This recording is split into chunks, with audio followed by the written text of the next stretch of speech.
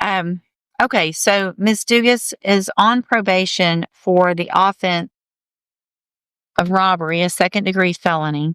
We were previously here, and she entered pleas of true to counts 1 through 12, all of the counts in that motion, second amended motion to revoke unadjudicated probation. I received the updated pre-sentence report as well as a letter from Ms. Dugas. Has everyone had an opportunity to review that? Are there any additions or corrections? None from the defense, Your Honor. No, All right, and this was unagreed, correct? Ms. Holmes, you may proceed. Thank you, Your Honor. I've spoken with Ms. Dugas. Obviously, the various new offenses and violations is not acceptable through probation. She understands that. She stated that throughout this time, she did not have much support. She was going through a hard time in life, and she resorted to doing and committing these offenses, not being in obviously the right state of mind to be able to successfully complete probation. Ultimately, Ms. Dugas is requesting to have the opportunity to be reinstated to complete probation, and she would like to address the court in regards to this as to her plan on how she can successfully complete if given the opportunity. Okay, go ahead. Ms. West. Complete this probation. All right, pause. Quick check-in. Have you ever heard someone blame lack of support after violating probation terms this badly?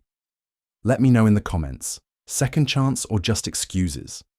I'm curious how forgiving you'd be if you were on that bench. I know it's going to be extended if you do gratitude. Like any job, I'm great. I'm being like I don't tell my. You know, but you sound the world. Ms. Dugas, you did the exact same thing. You robbed someone else while you're on probation for robbery. Not just rob someone else, you failed to ID, failed to report to probation, you committed the new offense of possession of a controlled substance, you resisted arrest, it's ridiculous to me that you're saying you want a second chance, because this was your second chance. You've already been on probation. You were given the second chance of not going to prison. The fact that Ms. Holmes negotiated a cap of 8 years for you, you should thank your lucky stars. This is ridiculous. 8 years, in my opinion, is not enough.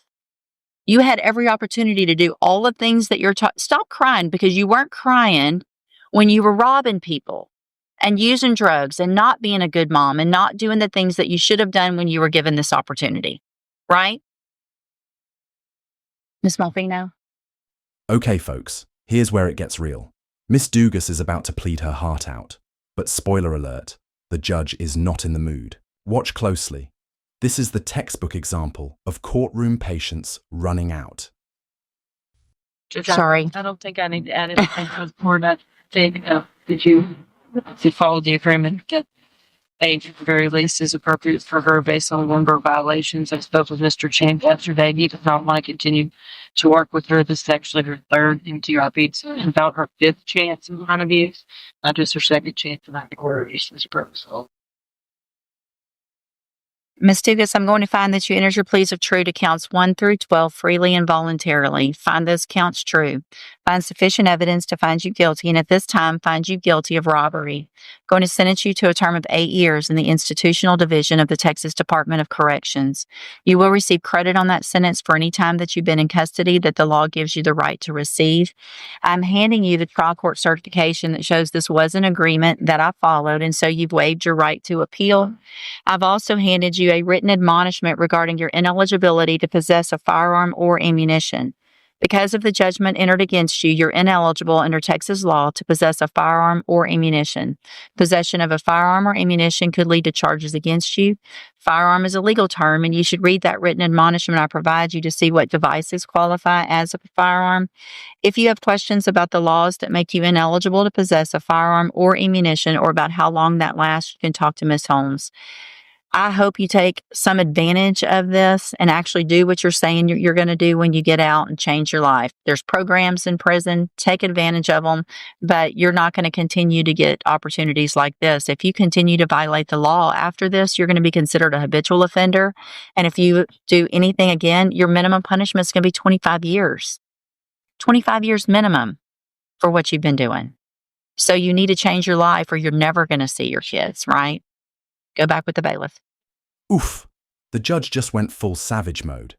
Can we just appreciate that line? Stop crying. You weren't crying when you were robbing people. Brutal honesty or courtroom coldness. Sound off below. Good morning. Are you Wesley Antoine? And Mr. Antoine is here for sentencing on probation, a deferred probation for aggravated assault, family violence. And that was a 10-year deferred probation that he was given back November 14th of 2023. Entered pleas of true, it looks like, to counts 1 through 11 in the motion to revoke unadjudicated probation. I've received an updated pre-sentence report. This was an open plea to the court. Is that correct? Yes, Your Honor. The court had previously, when we were here before, it advised the court, that he received 4 months on that new case in Louisiana, but it does involve the same victim, Miss Red, as his case here. Mhm. We had discussed 6. The court did not feel comfortable with that, so we've just decided to go on to you. Okay. All right. So that's what, and I wanted to remind myself, I had a notation on this about that new offense. So the new offense was in Louisiana, and it was domestic abuse, battery, also by strangulation, correct? Against the same victim. All right. Mr. Lewis, you may proceed. Judge, in this situation, of all my conversations with Mr. Antoine here, a lot of his issues come back to his mental health problems. And at the time, I believe he was not really open about getting the help that he needed with these issues. And once he got on probation, of course, those issues have already became a very unstable situation. He admitted that he was homeless for a period of time there, which why he went back to Louisiana. All of his family is there. We have some sort of support system. But Judge, he understands that he did mess up. He understands that, he hasn't. All right. Quick legal insight for my true crime junkies. What's a habitual offender? Basically, if you mess up enough times, the law stops being lenient, and that minimum 25-year sentence, that's the system's way of saying game over. Without permission, you weren't working, you didn't have your mental health, you didn't do your community service, you didn't do the batterers intervention prevention program, which probably would have taught you how to not beat on and attack and put your hands on people that you supposedly care about. Got a new offense over there for that. Anyway, I'm going to find that you entered your pleas of true to counts 1 through 11 freely and voluntarily. I'm going to find those counts true. Find sufficient evidence to find you guilty, and at this time find you guilty of aggravated assault on a family victim. I'm going to sentence you to a term of 15 years in the institutional division of the Texas Department of Corrections. You will receive credit on that sentence for any time that you've been in custody that the laws give you the right to receive. I believe the initial was yes. I am going to make the finding that there was a deadly weapon in that initial case. I'm going to hand you the trial court certification. You need to sign this with Mr. Lewis. It shows that this was not a plea agreement. You have some rights to appeal. You can talk to him about that. I'm also going to hand you a written admonishment regarding your ineligibility to possess a firearm or ammunition. Because of the judgment entered against you, you're ineligible under Texas law to possess a firearm or ammunition. Possession of a firearm or ammunition could lead to charges against you. Firearm is a legal term, and you should read the written admonishment I provide to see what devices qualify as a firearm. If you have questions about the laws that make you ineligible to possess a firearm or ammunition or about how long that lasts, you can talk to Mr. Lewis. Good luck to you, sir. Sign that, and then you can go back with the bailiff. Both these cases show probation isn't a get out of jail free card. It's like walking on a legal tightrope. Miss Dugas fell hard. Do you think the system failed her, or was she always going to mess up? Drop your takes. Before we wrap, the judge's message is loud and clear. Excuses don't matter if you keep hurting people. What would you have done differently if you were in Mr. Antoine's shoes?